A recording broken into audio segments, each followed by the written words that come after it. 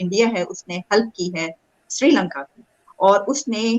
IMF से appeal की पहले कि ये क्लियर किया जाए इनका जो मामला है, और फिर उसके अलावा $2.9 बिलियन का जो सपोर्ट है उसके लिए कहा जा रहा है कि IMF से एक तरीके से इंडिया ही ने जो है ये लेकर दी है, यानी हेल्प आउट किया है श्रीलंका। हमारा हमसाया मुल्क एक और कंट्री श्रीलंका को हेल्प आउट करता है और उनको जो है वो IMF का प्लान लेने में सारी सहूलत फराहम की जाती है। हम जो है वो अकेले खड़े हैं, लूर लूर फिर रहे हैं, लेकिन हमारे साथ ना कोई हमें हेल्प आउट कर रहा है और हम जो है वो फंसे में अभी तक हमें नहीं मिल सकता। हमें हमारा रुपए की कीमत गिरती जा रही है,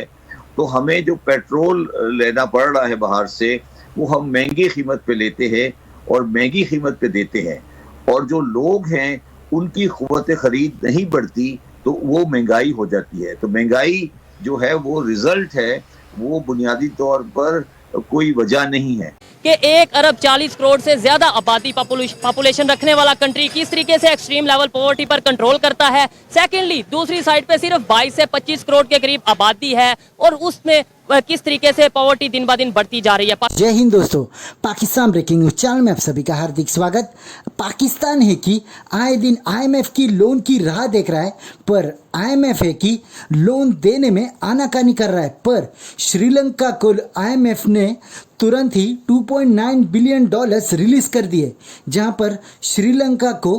भारत की मदद मिली और भारत ने IMF से आग्रह किया कि वो जल्द से जल्द बेल आउट पैकेज जो कि श्रीलंका ने IMF से मांगा था उसको रिलीज करे, और भारत की बात मानकर IMF ने जल्दी ही श्रीलंका को $2.9 बिलियन दे दिए। इससे पता चलता है कि भारत की ताकत IMF में कितनी है और IMF को भारत के ऊपर कितना विश्वास है। पर यह सब पाकिस्तान के साथ देखने को नहीं मिल रहा है। पाकिस्तान पिछले 3-4 महीनों से IMF के सामने हाथ फैला रहा है, पर IMF है कि उनके पास देखना मुनासिब नहीं कर रहा है और उनके ऊपर टफ से टफ कंडीशंस लगा रहा है और उनको कह रहा है कि पहले सभी कंडीशंस पूरी करें तब जाके IMF से लोन मिलेगा। तो क्या पाकिस्तान को भारत का महत्व पूरी दुनिया में क्या है वो पता चल गया? एक कर तो लग रहा है भारत के एक इशारों से श्रीलंका को लोन मिल जाता है, और पाकिस्तान है कि सैकड़ों बार भीख मांग रहा है IMF से, पर उनके पास देखने को भी IMF के पास टाइम नहीं है। ऐसे ही वीडियो को अंतिम तक देखते रहिए, लाइक कीजिए, शेयर कीजिए और सब्सक्राइब कीजिए हमारे चैनल को, और बेल आइकन दबाना बिल्कुल भी ना भूले, और आपकी जो भी राय हो उसे कमेंट बॉक्स में जरूर दे। धन्यवाद। देखें जी, ये तो अब IMF के साथ जो पाकिस्तान की डीलिंग है ये अब एक बाकायदा एक ट्रेजिक किस्म की शक्ल इख्तियार करती जा रही है, और जाहिर है कि इसमें एक बहुत बड़ी डिसइंफॉर्मेशन है आपके सामने कि गुज़श्ता तकरीबन 6 महीने से जिस तरह की हुकूमतें डिफरेंट किस्म के टाइम फ्रेम देते रहे कि जी ये 2 हफ्ते में होने वाला है, 1 महीने में होने वाला है, और होते होते अब जो है वो अप्रैल भी दरमियान में आ गया, तो अभी तक जो है वही स्टेटमेंट वो उसी तरह दोहरा रहे कि जी अभी हो गया है, अभी कल हो जाएगा, जी फाइनल स्टेज पे पहुंच गया है। तो इसका मतलब ये है कि जहाँ तक अवाम का ताल्लुक है उनको इस मामले में एतमाद में ना लेने की जो पॉलिसी है उस पर वो बड़ी सख्ती से कारबंद है, जिसका मतलब ये है कि अवाम के साथ जो है वो झूठ बोला जाए मिस रिप्रेजेंटेशन करके, तो उनको अंधेरे में रखने का अमल ये तो बिल्कुल क्लियर हो गया, चूंकि हुक्मरानों को 6 महीने पहले ये सारी चीज पिक्चर जो है वो अवाम के सामने रखनी इसलिए जरूरी थी कि इस पूरे प्रोसेस में पैसे आपको मिलते हैं या नहीं मिलते, और ये बड़ी एक बॉटम लाइन सेंटेंस है कि पैसे आपको मिलते हैं या नहीं मिलते, इन दोनों का जो इम्पैक्ट है वो अवाम है, अवाम पे पड़ता है, हुक्मरानों पे कोई इम्पैक्ट इस बात का है ही नहीं। हर 2 सूरत में अवाम ने जो है वो फाका कशी का शिकार होना है, अगर मिलते हैं या नहीं मिलते। देखिए, बात यह है कि महंगाई जो है वो रिजल्ट है, महंगाई वजह नहीं है। जो पाकिस्तान की माशी बदहाली है उसकी वजह से पाकिस्तान महंगाई की तरफ जा रहा है। उसकी बुनियादी उसको और आसान कर देता हूं मैं कि जब आपका जो पेट्रोल है उसको जो अब हमारा रुपए की कीमत गिरती जा रही है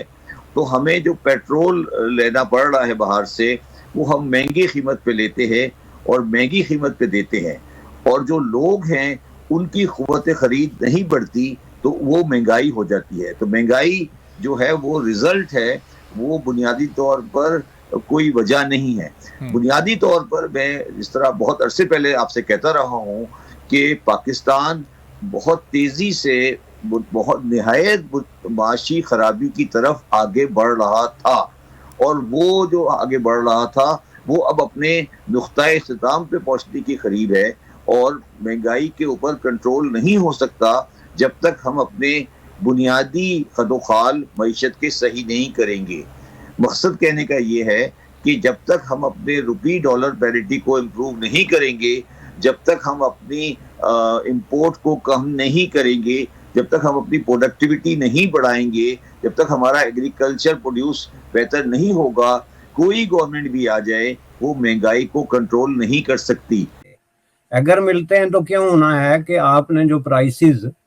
एग्री की हुई हैं और जो सब्सिडीज को कट डाउन करने की आपने एग्रीमेंट किया हुआ है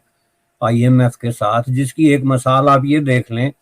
कि ये जो इन्होंने एक छोटी सी इंडिपेंडेंस का मुजाहरा करने की कोशिश की थी कि गैस जो है वो मोटरसाइकिल वाले लोगों को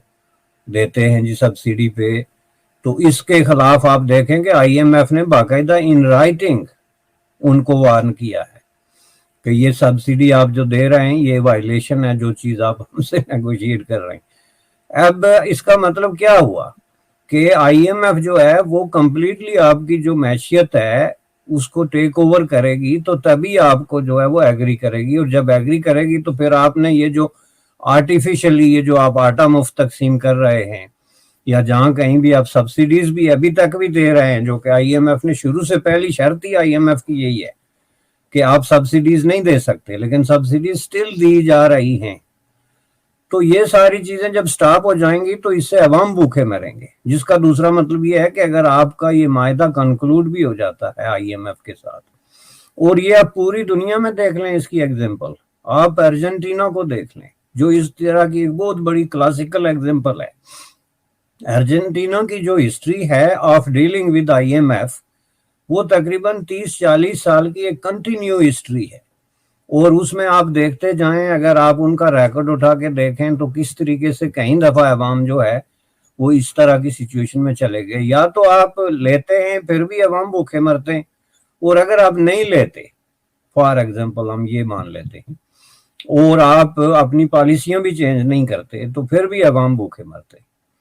पॉलिसी इसलिए चेंज नहीं करते कि ये जो है वो 1% लोग हैं जो इस्तेफादा कर रहे हैं इन पॉलिसियों से। जी सर, मेरा सवाल एक और ये भी है, उन्होंने अपनी जो डेमोक्रेसी है उसको उन्होंने मजबूत किया हुआ है, उसके ऊपर वो कारमंद हैं, उसके ऊपर उन्होंने अमल दरामद किया हुआ है, और उनके जो लॉज हैं आप देखें, जस्टिस सिस्टम उनका अच्छा है। तो जो यहाँ पे हमारे यहाँ जो मसाइल हैं वो सबसे पहले तो मैनेजरियल प्रॉब्लम्स हैं। हम जितनी एक्सपोर्ट करेंगे ज़र मुबादला उतना हमारे पास आएगा, तो सबको पता है, लेकिन चाइना करने नहीं देगा। इधर हर चीज जो सी नजर आ रही है, मोबाइल नजर आ रहे हैं, इसका मतलब है फिर हम गुलाम है ना। अमेरिका चाहेगा हम बैठ जाओ, हम बैठ गए, चाइना चाहेगा हम लेट गए तो हम लेट जाओ, तो फिर हम इंडिपेंडेंट तो ना हुए, आज़ाद मुल्क तो ना हुआ हमारा।